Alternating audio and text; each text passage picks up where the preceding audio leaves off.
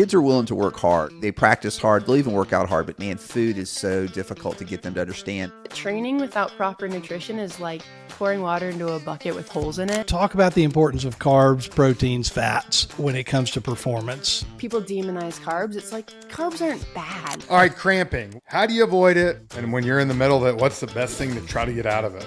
Athletes, they're just not eating enough, drinking enough. And they think, I have my Gatorade. Gatorade sucks when it comes to electrolyte. What's your thoughts on protein shakes and what's a good age for kids to start drinking them? I'm always going to take a food first, supplements second. There are a number of athletes who have trouble putting weight on. You can train a metabolism. You can train your gut to be in your body to take on more calories. Give me your 3 worst foods for your body and your 3 best foods. I hate telling an athlete, like, you can't do this, like, or else they're going to be like, okay, screw you, and then never follow me and listen to me again, right? Hello, everyone. Brad with Pure Athlete. I am so excited to announce our newest sponsor, Guardian Sports. And here to talk about their amazing product, Guardian Caps, COO of Guardian Sports, Jake Hansen. Yeah, thanks, Brad. Yeah, we're really excited to partner with Pure Athlete here, just aligning the missions of prioritizing youth sports safety with our Guardian Cap product.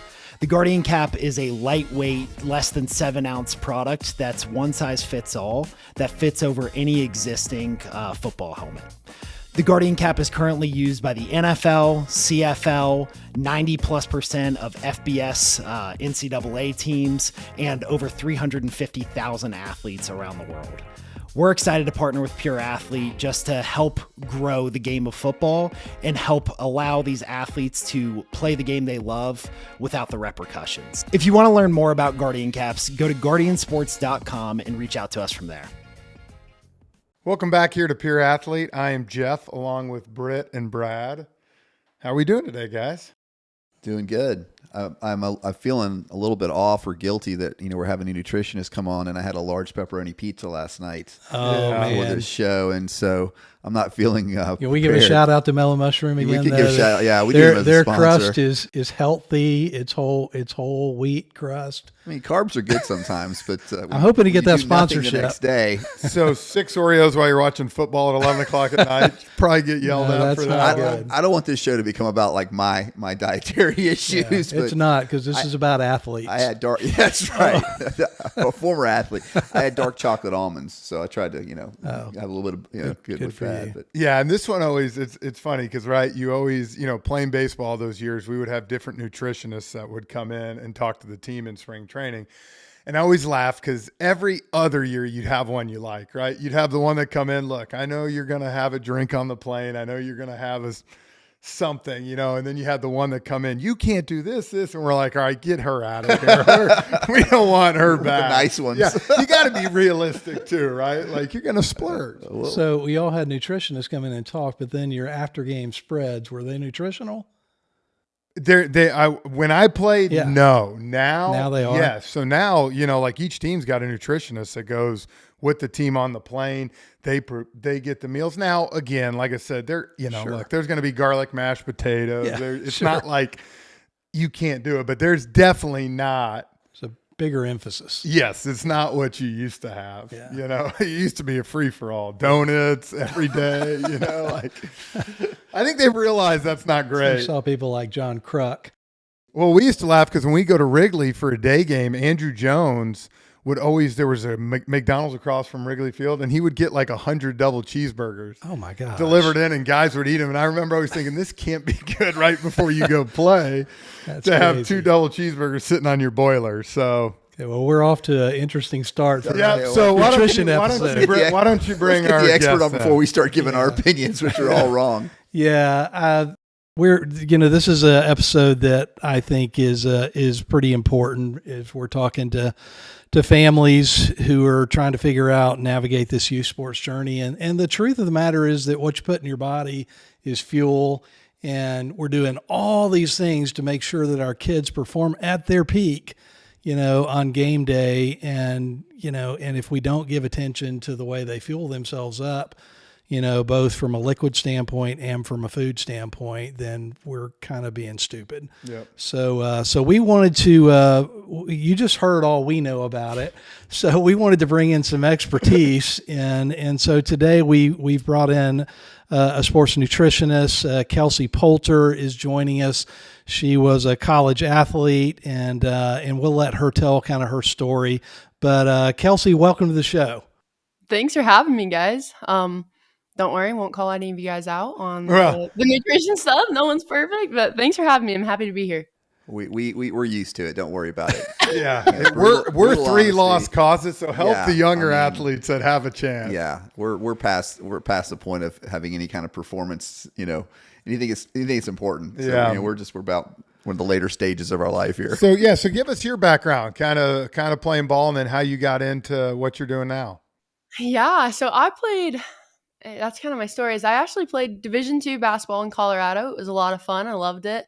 Obviously, I wanted to play at a higher level, and there were some things that were holding me back. And I kind of grew to see from the athletic standpoint and from the gym, because I was a workhorse. I worked, and there were just things that weren't clicking. And as I began studying into my college years, I studied exercise physiology with an emphasis in nutrition, and then got many other certifications outside of that. It started to dawn on me, oh my goodness, like this was my missing piece of the puzzle. Like this is kind of the thing. I didn't eat bad, but I don't think I was fueling my body. Like I was supposed to be in the best shape of my life, but I think as an athlete, I was significantly under fueling. And so I would just be gassed in conditioning days during practice. And so I started to really kind of dive into it, and that's kind of what brought me here. I started my business, Next Level Athletes, and it's been a fun journey and a fun ride. This is definitely my passion with the sports nutrition, because it's something that not enough people are paying attention to, especially those young athletes up and coming. What was, before we get kind of diving in, what was the one major thing when you really started digging in that you were like, oh my gosh, why did I do that? Under fueling, for sure. And eating the right foods. It's kind of funny because these days, I mean, America as a whole, we're pretty overweight, right? Like high BMI, like overweight, eating processed junk and crap. And so from the athlete perspective, I mean, you guys get it, like burning thousands on thousands of calories a day, training, just high intensity stuff. And it turned into underfueling for them. And so I would have athletes eating well under 1,000 calories of where their body needs to be. And so we can get into that in a little bit, but for sure underfueling, and then eating the right types of food to fuel the body. Let's dig into that statement a bit, because, if you're talking to kids or parents today, just speak to the relationship between eating or nutrition and performance. What do we know about that? I always say that nutrition is the tide that lifts all other boats. I mean, these athletes, and every year it gets more and more competitive, more and more elite, as you guys all know, and that's why you have this podcast to give the guidance you're giving. But with nutrition is, these kids are training their butts off. They're showing up to practice. They're doing their skill work. They're working with their trainers. Like they're doing everything, but training without proper nutrition is like pouring water into a bucket with holes in it. It's just like not going to work. Like you can pour and pour and pour. And like, there's these cultures of, you got to work harder. You got to do more. You got to do more. But if you're not filling those holes, you're never going to retain the water and that progress in the bucket. And so with the fueling, with performance, there's a lot of different kind of sides to it. But overall, the performance side of just getting the work out of it that you're putting into it, nutrition just helps fill those holes and helps elevate performance in general. And then we can get like deep into game day nutrition and making sure you're not hitting that seventh inning or fourth quarter fatigue. And there's kind of like the intra sides of nutrition that we can totally talk about. But for sure, it just elevates every other thing the athletes are already doing. There's obviously, you talked about this, but it's kind of related to sports. But why do you think there's such an obesity issue in America compared to all the other countries in the world? personal opinion, I mean, you can get deep into this, but personal opinion is I think that we are such a high dopamine hitting society. Like, we have social media, we have everything at our fingertips that we want. We're not very patient. Like, it's just turned into, oh, we don't want to really make dinner tonight. Let's go grab some. I shouldn't say pizza, right? Right, dude? Just kidding. Like I did last No, night. please say that. At 9 o'clock. These guys need to hear it. Let's go grab some pizza. And that's fine occasionally, right? Like, or okay, like McDonald's is down the road, let's go grab that, or a freezer meal, or this. Like, it's just the nutritional value that you're getting from these foods is pretty empty, if not zero. And so I think that it turns into that. And food companies are making it so that these foods are addictive. Like, they're a company for a reason. They want to make money, right? And so they know they're going to target, like the Trix box, they're going to target kids because that Trix is addictive, and no kid's going to want, like, I don't think my son's eaten that once, just because, like, no kid's going to choose that over some strawberries and grapes for breakfast, right? Like, or every kid's going to choose the Trix over the strawberries and grapes is what I'm saying. And so Every adult too. oh, for sure. And that's a loaded question, but I definitely think it's like the food companies that's just addictive in general. And then just kind of the knowledge of nutrition. It's just kind of like taking the easy way out in a way and not really prioritizing what's going to help our bodies. We could have RFK Jr. on as a guest and talk about the food supply and all that. Right? Yeah, no, that's okay. Answer that question fully. Yeah. You know, I was actually.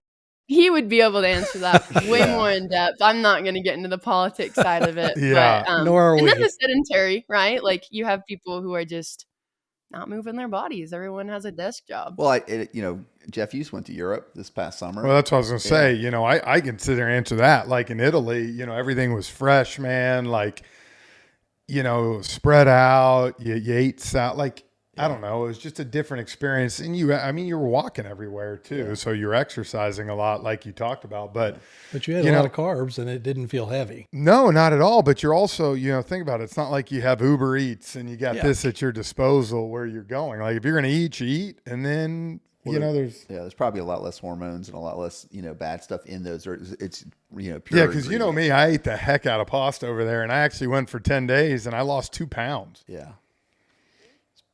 So let's jump back into Sorry, I didn't mean to sports. get My Italy trip. We digress. I can tell you where to go on the Amalfi Coast. Jeff and I have a little problem with the ADHD. That's another discussion. So we kind of get off on tangents sometimes. So we digress. So Kelsey, let's get into some really basic, sports, performance, nutrition, issues, and then and we'll kind of run off of those.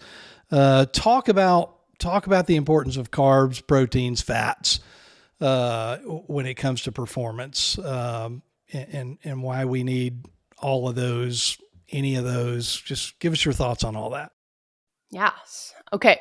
So this is kind of, I always say that this is like the foundation to, whenever athletes come and work with me, these are the foundational things that we kind of talk about, right? So it's like, yeah, calories are important, but calories are made up of fats, carbs, and protein. Like, all of those combined is what creates your calories. And so, like, protein's probably the biggest buzzword that every kid knows. Like, and there's amazing things about protein. And I'll get to that after carbs, but we always say that carbs are king. And it's funny because people demonize carbs. It's like, carbs aren't bad. Like, carbs are an amazing thing if used properly and if eaten like the right time at the right times and the right amounts. And not all carbs are created equal, right? Like, the stuff that Jeff was eating in Europe, there's probably a lot more higher quality of carb than the Trix I was talking about, or just kind of like a cookie that you grab out of a Chips Ahoy packet. Like, but carbs are fuel. So our muscles they're called glycogen storages, but we just like to call them our muscle fuel tanks. And just like a car needs gas to run, your muscles need fuel to run and to jump and to be explosive. And you'll hear these you'll hear the arguments of, you can have fat adaptation and stuff. We're not going to get into that. Like, we're talking for the general athlete, not like the long endurance athletes or anything like that. So for the general athlete, the carbs are fuel. They're going to fuel everything that you're doing in all of the high intensity activity. And so if you've ever experienced that fourth quarter fatigue or the wall or any kind of drop off in your performance, it's a lack of carbohydrates. It's a lack of gas in the gas tank. And so that's basically what I like to teach people. Are carbs are energy. Not all carbs are created equal. And we can talk about that in a minute. Then protein is awesome. Obviously, most people know it's the muscle builder. Our muscle and athletes, every athlete probably should. If you're not, you should be in the weight room. You should be in an athletic performance center, working on your strength and your gains there. But so muscle needs tension, it needs resistance to grow. And so these muscles, when they're growing, they create like little micro tears in the muscle cells themselves. And in order for those tears to be built back bigger and stronger, that's where the protein comes in. It's kind of like the building blocks for the muscle. The amino acids from the protein come in, and they're pretty much the bricks that they use to build that muscle back, right? And so the one thing about about protein, though, is protein loves to do the job of other nutrients if you're not fueling your body enough. And so if an athlete is eating all the protein he or she needs to be eating, but is under fueling on carbs and fats, protein is going to basically be converted into carbs in the body and won't be used to help repair the muscle. It will first be used to help give your body energy and give your heart the energy it needs to beat and your brain the energy it needs to function before it will ever help build the muscle. And so that's why we say, like, we need the proper amounts of carbs, of protein, and then we get to fats. And fats is kind of, a lot of people have a misconception, sour taste of fats. And like, not all fats are created equal too. Obviously, the fats that are found in French fries and maybe a greasy, burger from McDonald's isn't going to be the same as avocados and nuts and olive oil and those kind of, even red meat, I think, is great. The saturated fats at times, and fats are the backbone of all hormone production and of all sex hormone production. And so these athletes, like testosterone, for instance, testosterone is really needed, like for a male athlete, and it helps them put on muscle. It helps them be strong and powerful. And without fats in their system, they will never be able to produce the right amounts of testosterone. And there's so much more that fats can do, but I'm just going to kind of talk from the performance stance. So carbs are fuel, protein is muscle building, fats help your hormones, and which helps your performance. So that's long-winded answer, but kind of the most simple I can give you. So Great. Yeah, no, I think that's a great setup to kind of break it down. So you talk about carb loading, right? Like, say you got a game, your kid has a game at 6:00 tonight. Like, what's a good thing for them to eat? And then, they get home from school at 3:30, 4:00. What's a good thing for them to fuel their body with? Yeah. So, I mean, carb loading is kind of that buzzword too. A formal carb load is like you're going, for instance, like I did a half Ironman a couple weeks ago, and that took a lot of energy, right? And so for Yeah, 5 like days, for 5 days, I'm no elite triathlete out there. Okay, I was dabbling, but for 5 days I was carb loading before, and that was looks like 500 carbs a day. And I'm not telling a lot of athletes to just carb load insane like that, but for kind of the basic, just like fueling your glycogen tanks, your muscle storage tanks for those type of carbohydrates, it's just like, okay, in the week leading up to it, make sure you are fueling your body. Like, you can't come into game day under fueled and having not eaten the right amount of carbs and protein and fats, and then expect for like you to just hurry and bandit it all up on game day.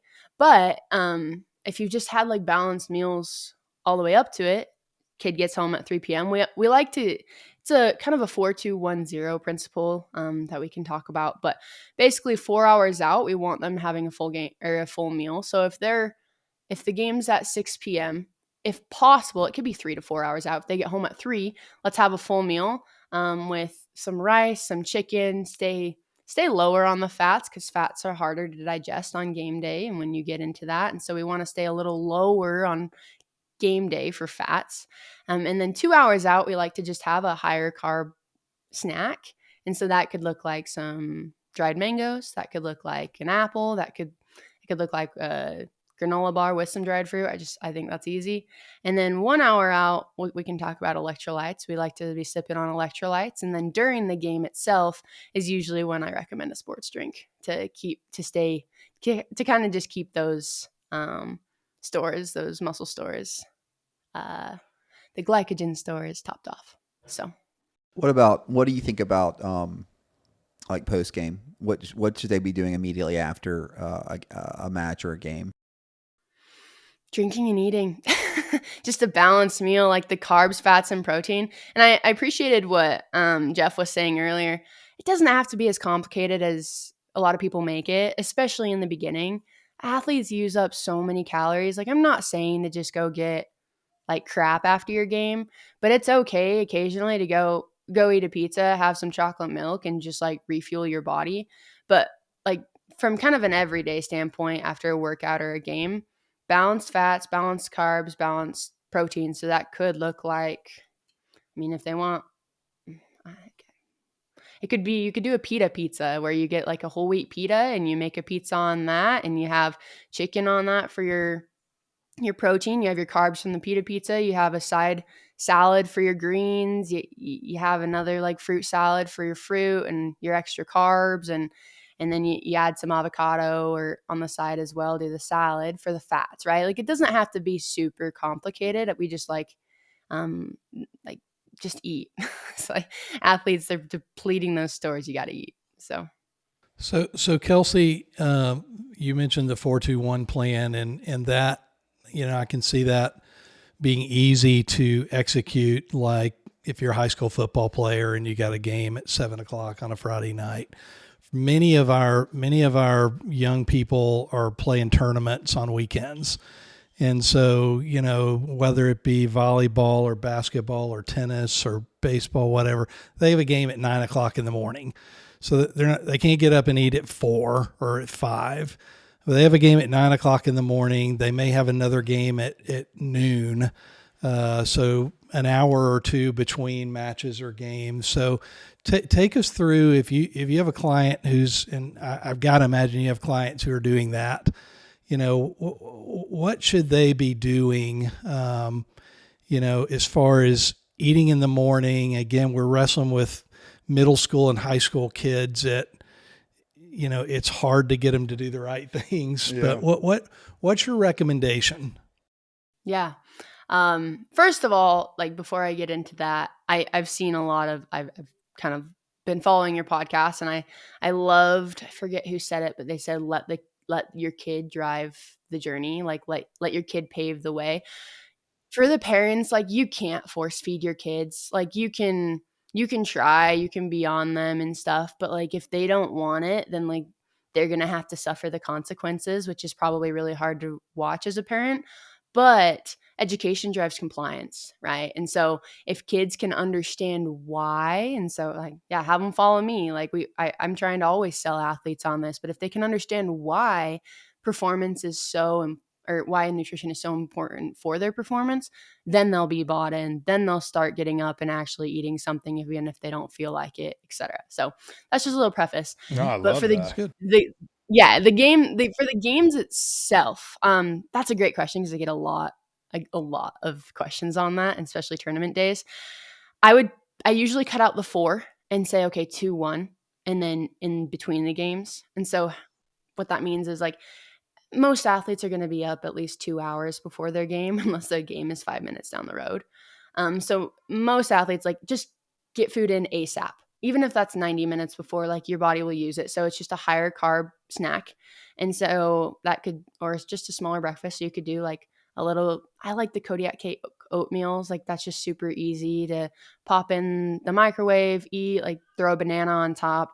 You're golden, right? For the game itself. And then during the game, I usually say like a sports drink if it's a high intensity sport, like basketball, volleyball, like any of the ones that we're talking about, super start stop, and so it's pretty high intensity and they're using a lot of energy, so that's going to kind of keep their energy to be sufficient. And then after the game, if they have like an hour in between, at least get another higher carb snack in. So that could be applesauce, that could be kind of any fruit related thing, fruit leather, any fruit, crackers, granola bars, anything like that. And then, and a lot of people like, they try to eat like nuts and stuff. I'm like, that doesn't give you like instant energy. So like, that's fine, but don't just eat higher fats, like make sure they have carbohydrates in them. And then if you have more than 2 hours on a tournament day, I say take advantage and have a small meal. And so if that's like a turkey sandwich you pack, or even if like, I don't really prioritize protein a ton during tournament days, just because we can get that night after and in the weeks leading, and then the week leading up. So if like you want a PB&J real quick, or a turkey sandwich with just kind of simple turkey, a little bit of cheese, like whatever, like just simple stuff. Like if you have 2 hours in between, then definitely be fueling your body with a smaller meal. And then if you have more than that, then you can have a bigger meal for sure. So love the PB&J, man. That was my go-to. Hour and a half before a game, man. I crush it every night. Well, Kelsey, as a parent of a lot of kids, and the grocery store trip on Sundays is always like, I always make the kids come with me if I go, because I hate them complaining, oh, you didn't get this, you get that. But for kids who are incredibly active, who play sports, who do other things and need that energy, what's like the shortcut of some things that you can get for them for breakfast and lunches? Because you're in a hurry in the morning, you're eating really fast breakfast. A lot of kids are fighting, they don't want to eat breakfast, so you have to force it. So like, what are some great things you can get that are going to make them want to eat breakfast? And then the stuff they're putting in their lunch boxes, knowing they have a practice that day, or knowing they've got something active that day. When you're just shopping at the grocery store as a parent, what are some of the things that they're going to like that are also going to trick them and be good for them? yeah, we're going to start actually rolling out with a lot more content like specific to this, because there's a lot of questions, just like the specifics of what you should be packing for breakfasts. Again, carbs, fat, and protein, right? And that can come from anything they want. If they want even a healthy hamburger for breakfast that was cooked last night, then sure, like eat it. Like something's always better than nothing. But for breakfast itself, it's like you could buy, I think Sam's Club, Costco's, like anywhere like that, they have like these little egg bites that you can warm up for 20 seconds in the microwave, and that there's your protein and your carb, or your protein and your fats. Or you can get them at Starbucks for $12.99. For real. and so like just simple stuff like that. You could even just throw some eggs. Like eggs are super easy. Protein bars, if they're not going to eat anything, then get them a protein bar. Like a good one's G2G. It's actually like a 300 calorie protein bar, and so it's got some protein in it. It's got some fats and carbs in it. So like if it's just like, Dad, I have to run out the door, I have no time, you're like, okay, eat this in the car ride. Like at least they're getting something in. Same thing with those Kodiak cake. I don't know if you guys have heard of that brand, but it's a really good brand. Kodiak cakes, they sell like a pancake mix. And so a lot of times I like my athletes like making waffles or pancakes ahead of time, and then you can throw them in the toaster in the morning after you have frozen them. And then they're like instantly ready. And so they can be eating that with some peanut butter on it out the door with a shake or something like that in their hand. Like just, it can be so simple and so easy. I always like to throw fruit in there if the athlete wants it, but to start, just like have some small wins with those kids. And so like ask them what would be possible. Like, hey, like I asked this athlete last week, it was a sleep question, but I was like, if $1 million was on the line and you had to do this 8 days in a row, like what would you do? Like how would you, if you had to eat breakfast 8 days in a row and $1 million was on the line, like what would you eat? I know you're not hungry, but what would you eat? And then they think about it and they're like, I wouldn't be against eating this, this, and this. And then you're like, okay, we'll start there, right? Like we'll start there and then we can work our way up. Every athlete, you can't expect them to go from level 1 to level 10 overnight. So, what about protein shakes, and what age? Because I've got kids at so many different ages, and my older kids are drinking protein shakes mostly for breakfast. But I know there's a lot of stuff in there that may not be good for kids before puberty and things like that. What's your thoughts on the right age? Because I love the fact that it's getting them protein and it's not getting them a lot of sugar sometimes, and it's getting some vitamins in a quick type fix. But what are the dangers of protein shakes, and what's a good age for kids to start drinking them? And is morning the best time to have a protein shake? I don't know. I don't think that there's necessarily a best time to have a protein shake. A lot of times morning's the best time for kids just because they'll drink something over eating something. as far as age goes, it's hard to just give I know you guys want simple answers. It's hard to just give like a straight across answer to like, okay, age 12 they can start doing this. I'm always going to take a food first, supplements second mentality. And so have them be just eating food, right? Like you can have you can have a protein shake. Like if your 8-year-old wants a protein shake, like their brother or sister, like they do make kids protein out there that are a little bit more, like I know a brand, it's called Clean Simple Eats. They make kids protein, and so it's a little bit less potent of protein, and like they can still be getting the essential amino acids that they need to be having. But I also like to just teach that like food first. And so for parents, like if you could just get them eating a protein source 3 times a day, and then if one of those is a protein shake, it should be fine. Protein, like if you're getting a clean brand, it should not have any issue. And if you're worried about it, then do half a scoop, and for the older athletes, like protein's great, but make sure you're packing that with carbs and fats too. And so you have protein, you have a banana, you have some oats, and then you have some peanut butter too. That way they're getting all 3 macronutrients that we've discussed. What about the difference between like high endurance sports to, baseball, softball, even football to a certain extent? You're not, basketball, soccer, you're constantly running cross country, like what's the difference there? Because like I feel like there's gotta, is there one thing you probably don't need as much if you're playing, not a high endurance sport? Yeah. So every athlete's so different because you're still like, I guess I should ask you, Jeff, like with your training with baseball, it was was it still pretty intense though, even though the actual game itself, like there was a lot of sitting in the dugout and stuff, but like training and practices was more intense, right? It was during the off season. Like once we got in season, I can't lie. It was kind of, it was VP, go hang out and play a game. Like, you got your stuff in during the day. Like you would do small lifts or small things. But like, I'm sure there's got to be a difference, right? Like compared to getting ready for a 90-minute soccer game compared to standing in right field and moving 7 times a game. For sure. So I'd say off season for any sport, because it's so high intensity. Like I'm working with an Oregon State baseball player right now. He's preseason, so they're conditioning, they're doing all these things. So we have him on a pretty high calorie, high carb plan right now because his body needs it. When season comes, and so to answer your question here, like we'll taper back on the carbs. They like if they're not being used, you're not like you're not going to need them. But for a soccer game, you're constantly moving. A basketball game, or even depends on your position in football. Yeah. You're constantly moving. You're constantly explosive, like making explosive plays. Like your body needs that fuel, that start-stop energy to go. But for lower intensity sports, I'd say you probably, most athletes were saying get at least 60 to 100 carbs per meal, and then 30 to 50 per snack. For for lower intensity, like if I was working with you back in the day, like during season, I'd probably be like, all right, like we'll keep maybe fats, or we'll keep carbs to be 50 to 60 per meal. We'll keep that, like we just personalize it to you. And so I know I'm not giving you guys overall general stuff, because I don't want somebody to hear this and be like, oh, you have to cut back on this. Like every athlete's so different. But yes, the higher the intensity, the more carbohydrates you're going to want leading up to the game.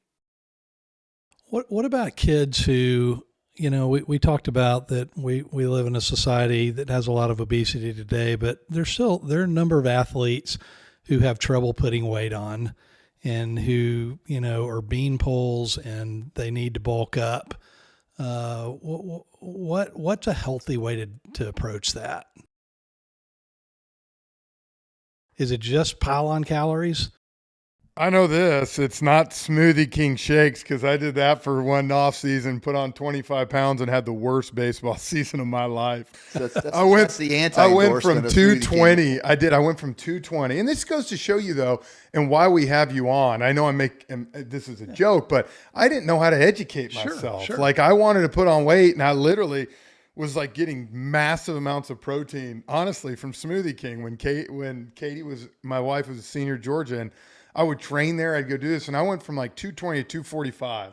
And BP, man, I looked good. I was hitting balls like 500 feet, and I got in the game, and I was slow. I was lazy. I couldn't move. And so I'm like, I think that's why this is important, because you want to do it in a good way. Yeah, that's interesting. Yeah, that's a great question. So no, it's called a dirty bulk. Don't dirty bulk. That's not going to help your performance. That's not going to help you. It's called a I love what? that term. Dirty bulk. A dirty bulk. I love it. That sounds like something. That sounds something we're gonna need to put on a T-shirt. I Dirty think. bulk. Yeah. No Yeah, dirty no bulk. dirty bulk. You're gonna put an X through it. No, like, yeah, you don't want to just be shoving anything and everything down. However, like, I'll go back to that kid I'm working with. His name's Martin Serrano. He's told me I can tell him his story.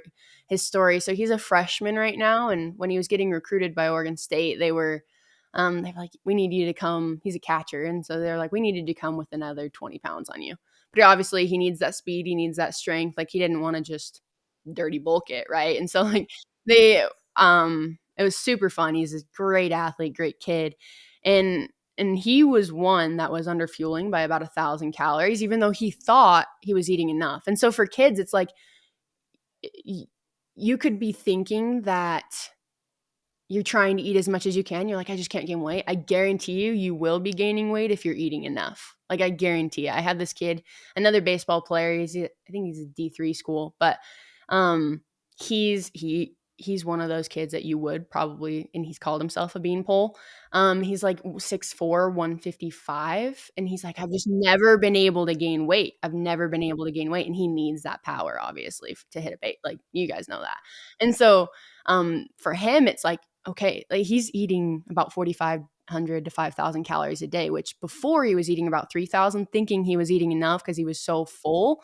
But it's like, I promise you, athletes and like parents of athletes, like, your kid, if he's not gaining weight, he's just not eating enough. Like, he's not getting enough food for the goals they have. And so for Martin, the Oregon State kid, when we started working together, you can train a metabolism. You can train your gut to be in your body to take on more calories. Because a lot of kids, like, your body's smart, so it will adapt. And so these kids, like, they're under fueling. Naturally, their body adapts and it gets used to being under fueled, and so naturally it won't feel hungry in the morning, even though they're 1,000 calories under where they need to be.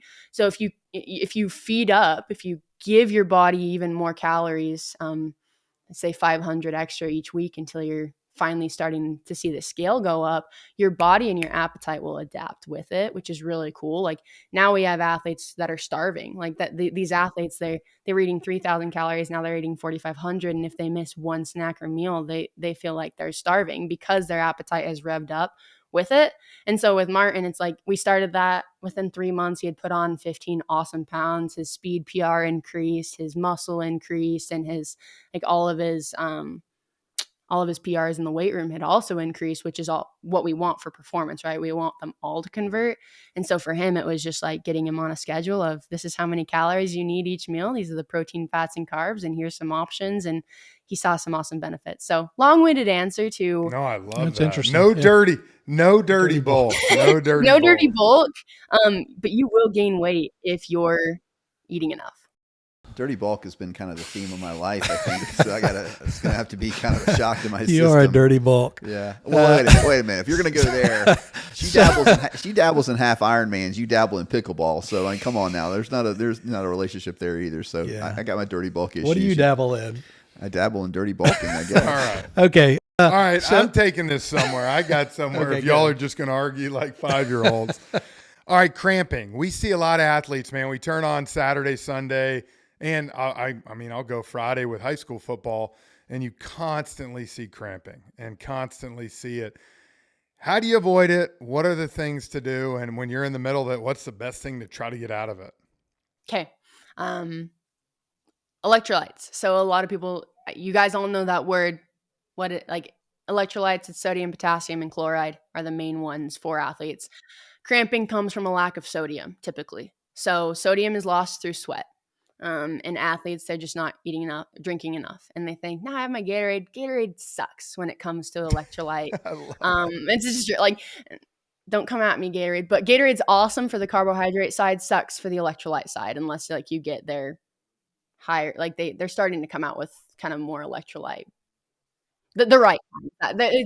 But like if you think about it, they're salty. Sodium is salt, and so they don't want it to taste too salty, or else people won't buy it, right? And so for athletes, just kind of the general protocol I take an athlete through is before pre-training or pre-game, like it can be the same both days.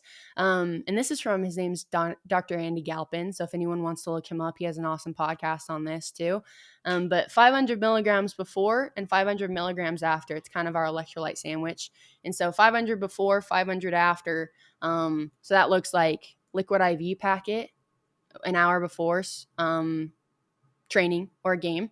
It'll give you the sodium you need. And then in the game or in the training, if you're a light, so if you taste your salt or your sweat, like I'm a super heavy sodium sweater, therefore I lose a lot of sodium. Therefore I need more sodium during actual physical activity. Some athletes aren't, so they don't need as high amounts. So you got to kind of determine, am I a light sodium sweater or am I a heavy sodium sweater? Is my sweat salty? If it is, then you're going to need closer to like 800 milligrams to 1,000. So that could be, if you guys have heard of the brand Element, or even just adding to the Gatorade about a fourth of a teaspoon to half of a teaspoon of salt to the Gatorade itself. That's a super cheap way to do it. If you're a lower sodium sweater, then I'd say the Gatorade's fine, just like what they have in it already. But if you're cramping, then you know you're not getting enough sodium in general. And then after, like I said, just adding a fourth of a teaspoon, 500 milligrams of salt to a meal or anything like that, just to kind of stay hydrated. And then from the fluids standpoint, because again, hydration is fluids plus electrolytes. So fluid standpoint, we got to get a little bit more specific on that too. It's like if you're not drinking at least half of your body weight in ounces a day, plus about 16 ounces for every hour you're working out, then you're probably dehydrated as is. So for the athletes who are, then just to kind of recap or just review it all, for the athletes who are cramping, you're not getting enough electrolytes and enough fluid probably. So kind of follow that electrolyte sandwich, 500 before, 500 after. If you're a heavy sodium sweater, about 800 to 1,000 during. If you're a lower sodium sweater, then you're probably okay with 200 to 500 milligrams of sodium. And then from the fluid standpoint, half of your body weight in ounces, plus about 16 ounces for every hour you're working out. So kind of just the general for you guys. Let me ask you another really specific question here. If your kid, let's say it's tournament day or whatever, but if they're in a mode where they're very low energy, there's energy gels, there's all kind of stuff. What's the best recommendation for an energy boost? And what's bad? No, yeah. Applesauce. Like any applesauce or a sports drink. Energy gels are fine. I think runners specifically those are great for runners. But I'm always again going to take a food first approach. Applesauce is perfect because it doesn't really have any of the fiber in it, so it won't like cause any digestive issues during the tournament itself or anything. So it's just going to be straight carbs going into those fuel tanks and going straight to the muscle or to the energy needs that your body has. So applesauce or a sports drink, even juice like apple juice, orange juice, anything like that will just give them quick carbs and kind of increase their blood sugar. That'll be super helpful. Wow. Nice. My final question for you, thank you for taking this time, but my final question would be, give me your 3 worst foods for your body and your 3 best foods. I'm scared to hear the answer. I am too, and that's why I wanted to ask this. I want to know if the 3 worst is on my list. Shoot. No, you got to do it. We're putting you on the spot. I hate this. I hate telling an athlete, like, you can't do this, like, or else they're going to be like, okay, screw you, and then never follow me and listen to me again, right? Okay, three best. I I mean, food groups, protein, fats, and carbs, but the food specific is probably going to be any vegetable, like especially starchy for an athlete, any fruit, or why are you doing this to me, Jeff? I can't think of like superfoods. I love sweet potatoes, chicken, and rice. Like if you're eating those, great. Worst, Peanut butter and soda. jelly sandwiches. Soda. Any processed like Chips Ahoy or any cookie like that, like super garbage for you. If you want a cookie, home make it. Like that's fine. And then I would say fast food. Like fast food is just okay. All right, let me ask you Dive into that. Yeah, we're diving in that. Say you're at a tournament and you got no food or with you or don't have the ability. Is there any good foods at a fast food restaurant that you can go to? Yeah, like and we know that we have a whole eating out guide for our athletes, like with kind of these are the best options. This is what you can get there. These are the kind of mid options. Because there's nothing bad at Chick-fil-A for you, right? That's the healthiest place you can go. We actually don't mind Chick-fil-A, especially the grilled options. That's like right. it's way better than a lot of the other things. So that's what I would say is like kind of assess what you have, and then people. I mean, like Chick-fil-A over McDonald's, right? I'm calling out McDonald's a lot on this podcast. We've killed about 5 potential sponsors. I know we today. have. us I mean, together. McDonald's is not beating on I don't think beating on our McDonald's door is right now. a sponsor. Yeah, they haven't reached out to us. We're okay. We've We're lost safe. Starbucks and Gatorade. We don't need Starbucks either. Gatorade maybe. So Chick-fil-A over McDonald's, or I've heard Britt mention this, like a sandwich place probably over a fried fast food, anything like that. So just if you could go somewhere where you know that you can get some potatoes, some chicken, and a side salad, like perfect. So I mean, any of the typical Texas Roadhouse, Olive Garden, like you can just order that on the instead of getting their big country fried steak, right? So like yes, there's definitely options, especially when you're at tournaments. So all right, my last question for you. Wait a minute. When's the last? No, I'm still on it. When's the last time? Since we've talking about it a lot. When's the last time you've eaten at McDonald's? I think I got an apple juice there in high school. Oh my gosh! Oh my gosh! No, but I would tell you one thing. I'm with you guys. Pizza's probably my guilty pleasure. I love pizza. So last time I ate pizza was it? I think it was last week, guys. Okay. I love pizza. I feel better now. I had last night. You were last week. Yeah. Okay, I got my last question here, and I got one too. I know, don't worry. We'll let you. You're the host, or you're you're co-host, I guess. You get the last question. You talked about at the beginning, kind of your epiphany moment that kind of led you to your career was, wow. And I'm not putting words in your mouth, but I was a D2, was the top level I could get to. What was the thing that I didn't do that could have gotten me to a higher level, and you felt it was what you put in your body was nutrition. And kids today, you're right, it's all about the why. Kids are willing to work hard. I think they practice hard. They'll even work out hard, but man, food is so difficult to get them to understand the importance. So for the kids out there, for the parents who are looking for that to motivate the kids, what percentage improvement in your performance do you think, if you have the right nutrition, will it add to their ability or their level of performance? So we can tell our kids, hey, it'll improve by this much if you eat right. I would say at least by 25 to 30. Wow. Like it's just talking. I always go back to him just because he's your textbook athlete, but like Martin Serrano, Oregon State, he did everything. He was just bought it. And he said, okay, coach, I'm going to trust this process.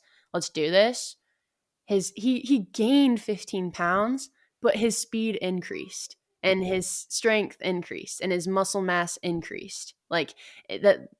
No, and he had for 2 years been working and just lower energy levels and everything. And like, not only did all that increase, but his ability to work hard in his hitting sessions, in his training sessions, in his practices, in his open gyms, like your energy and the way you feel will just be through the roof. I have an athlete at volleyball. She's getting recruited by a lot of great schools right now. She was probably under eating by 1,500 calories. And within a month, like now she's just like, we've been together about 6 weeks.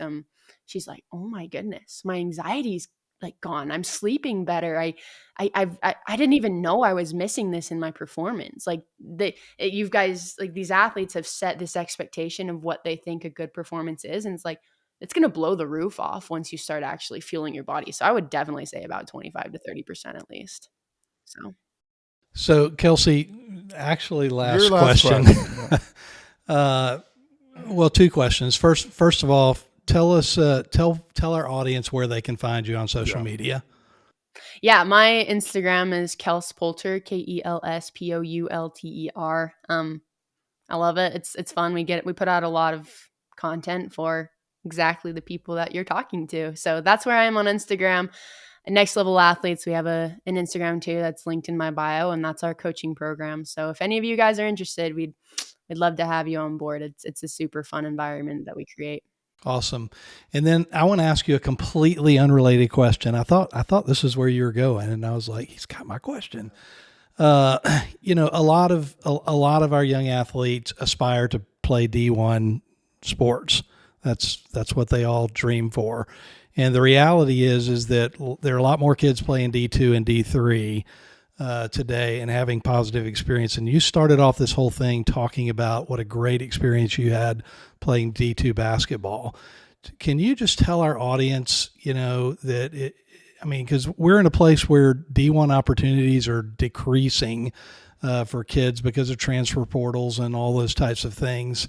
Can you kind of give us a commercial for why D2 and D3 sports, are something that people ought to put, on their radar screen and that they can have a great experience doing that? Yeah, I actually talked to my brother about this. He, very talented basketball player, and he hadn't been getting a whole lot of looks, and by Division I schools at least. And I remember talking to him about this. I'm like, you're going to have a better chance at Division II to play to like first 2 years, unless you're just a prodigy in Division I sports, you're not going to be seeing any time on the floor. Like you're just probably not, unless you're like one of those 5 stars. Right. And so just the environment there, it's not as, you caught me. I could go in so many different directions with this, but for me personally, I had a lot of teammates. I had a friend who played at Iowa State for basketball, and I've talked about her experience. And then for her master's, she transferred and she went to a Division II school. And I asked her the difference. I actually had her on my podcast and asked her the difference. And she's like, it is your life at a Division I school. Like you don't have any other life other than that in school. And so a lot of kids like the idea and kind of the glory that comes with Division I sports maybe, but they probably don't actually like the reality of what that brings. And so I think that that's like a big, hard question people need to ask themselves. But if you love the game and if you love the competition, because it's still very high competition at Division II, Division III, JUCO, like only 3% of athletes in the entire nation ever go play anywhere. And so like it's still high competition. So if you love the game, but you still kind of want a life, you still want to maybe be able to at one day a week go and hang out with some friends, then maybe look into the D2s, D3s, and JUCOs, and then you can always transfer up from there if you want something more. So I if you love the game though, you get to just keep playing it, and that's fun, and you get to be around people at the Division II level. I got there my freshman year, and I was like, oh my gosh, these girls. Like one of them's playing pro ball overseas right now. I'm like, all of these girls could be at Division I. Sometimes just the recruiting process doesn't break your way. So great. That's a great answer. That's awesome. That. Yeah. Man, well, thank you so much. This has been so fun, guys. This was awesome. And, these two feel bad about themselves for eating pizza, and I love it. Hey, pizza is my husband and my favorite thing when we're having like a cheat meal. Well, I don't feel bad. I love it. Yeah, at 57, I don't feel Kelsey, bad. thank you so much for being on with us. We really appreciate it. This was awesome. Thanks for having me on, guys. Loved being here.